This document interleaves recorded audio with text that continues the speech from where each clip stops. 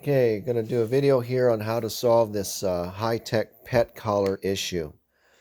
So if you've been watching my videos, you know I just finished having my floors done, and my little high-tech pet collar for the dog's door fell off the dog, and I just thought she didn't want to come in because the floors were freshly done, and I let her in, not realizing that she had lost her collar. And went to work, and when I got home there was, of course, urine all over my brand new floor and poo. And we found the transmitter outside, and the collar had fallen off, because the collars that you're given with this transmitter are these chintzy little cheap, you know, I wouldn't put this collar on a rat. It's a rat collar.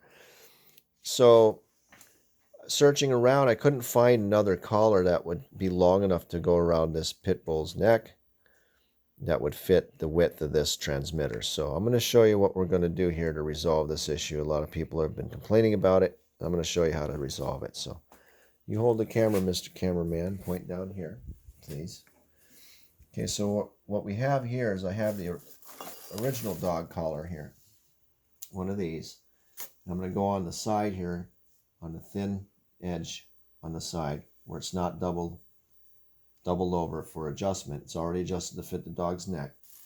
And what I'm going to do is I'm going to attach this to this collar. Okay, so how we're going to do that is we're going to size it up. So I'm going to put it right about there. So I need to cut this strap here, this nylon strap, and I'm going to heat it. Okay, so you need to heat the ends of this nylon so it doesn't fray and pull apart. So you don't want to breathe this either. So we're going to heat this up. We're going to get it going.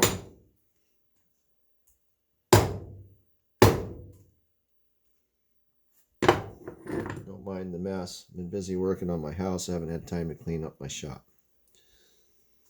Okay, so we got to try and make sure that this doesn't fray in the future. Same thing here.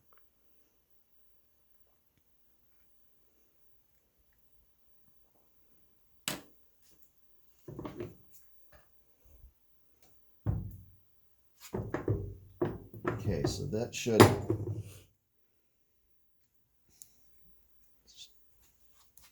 seal up those ends. Now, set this in here.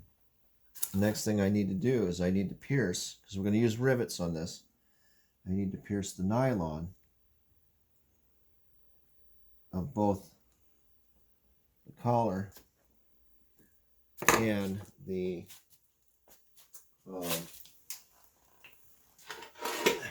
transmitter collar and the dog collar. I don't want to ruin my table here, so I'm going to use a ice pick or a scrawl. Okay, I'm going to get through this.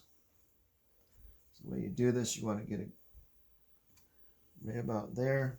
Take this, and we're going to go right through it.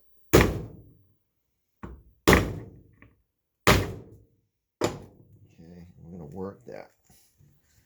I'm going to work this material up and down, because I want to separate the fibers. Okay, I'm not trying really necessarily, I really don't want to damage the fibers if I can avoid it. I just want to separate them. Okay, so then that's going to separate the fibers there, and I'm going to get my rivets out here. Now this is, can you see this there?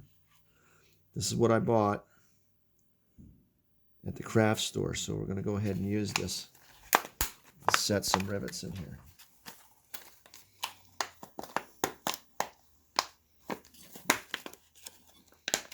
I can get it open. All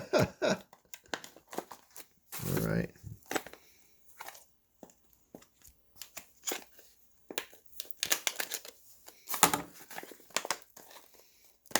Oh, man, really? You gonna stab me in the finger? Well, never again. Okay, so what do we got here?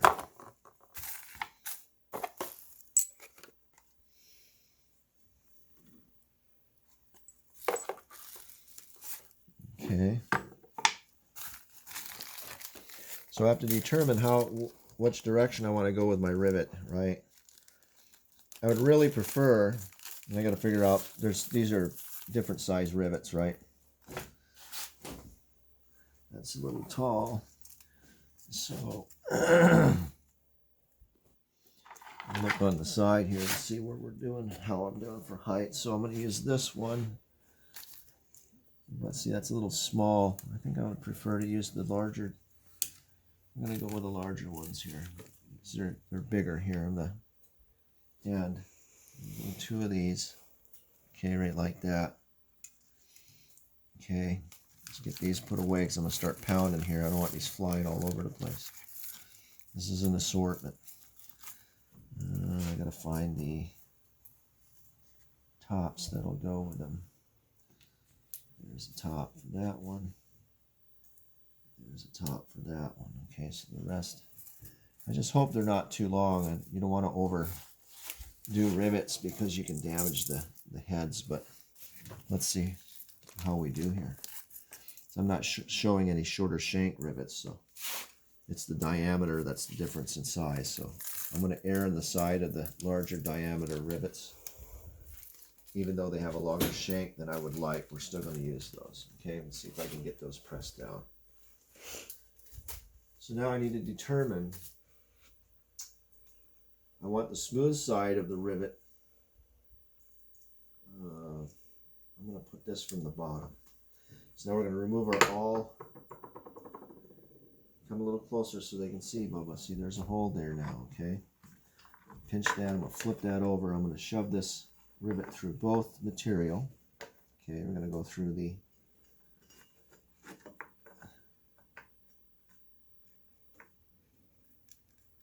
both pieces. I'm going to install the cap. Okay. Put this underneath. Set that in there. I'll set this piece down up in here.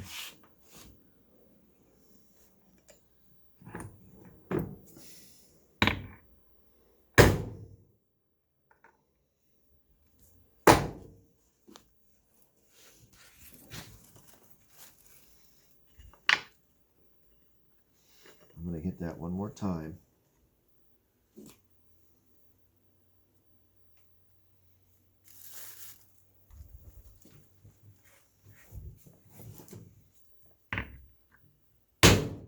There we go.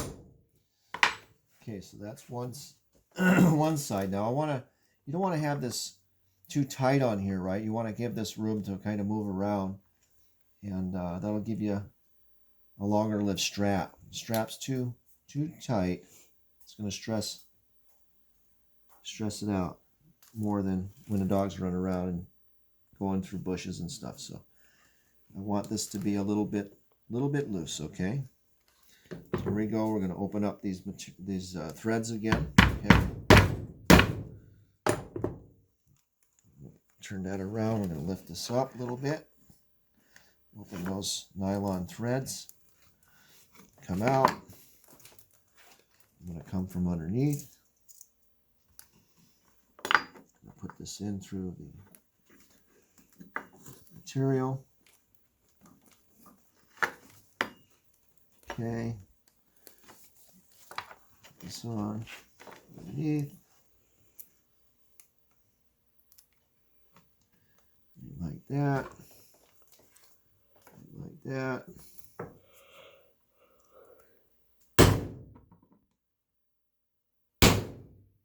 You don't want to put these too tight because they'll bite into the nylon and cut it. Okay. So you see this has some room to move around here. Okay, that's what I want. I don't want it stiff and what have you. I want it to be a little bit loose. So that's on the dog's neck. Okay, it's going to sit like that. Actually, because of the weight of the collar here, actually is going to hold this down. It'll be, the weight of the collar is going to keep the collar in this position. This will be firing off on the side of her neck, which is better because she's a crawler. If this were down, she'd be crawling and this would be rubbing in the dirt all the time. She likes to crawl around. So there's room for this to move around in case she bumps into stuff.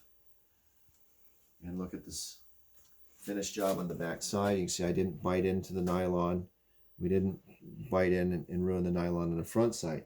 Now you want to save the rest of your collar that you just cut up, and save that, because if I ever need to, now look, you're probably wondering how you're going to get into the battery.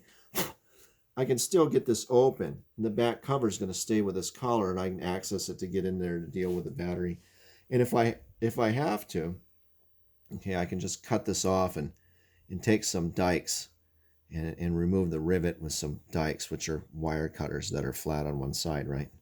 And cut those rivets off and redo it if I ever have to. There's problem solved, all right? So that's how you take that Chihuahua collar that comes with this transmitter for your pet door and put it on a real collar. So save the rest of your collar for future, in case you need to.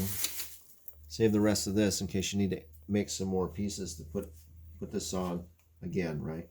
So this whole kit is going in here. I'm just saving this. This is for the dog collar, and this is gonna be put away in a safe spot in my toolbox. If I ever need to deal with this again,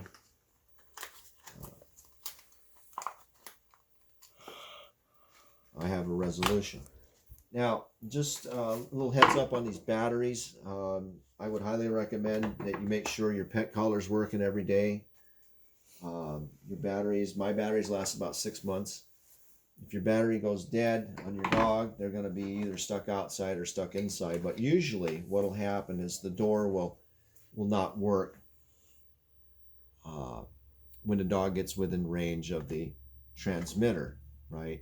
It'll work sometimes and then it won't. So you'll see the dog standing to go outside, and the door's not wanting to open, and then it opens after a little bit. There's a delay, right?